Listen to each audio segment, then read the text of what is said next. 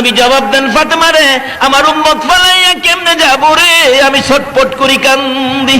ফাতেমা বলেন, বাবা এই জমিনে উম্মতের জন্য এইভাবে কান্দেন, আমি ফাতেমা আপনার পাশে থাইকা সান্ত্বনা দিলাম, আপনাকে বুঝাইলাম, মাথায় হাত বুলাইলাম।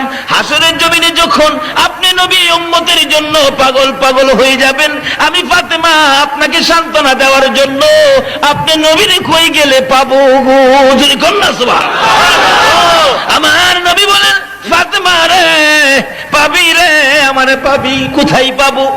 একটা ঠিকানা দিল, ফুলসিরাতের কিনারে।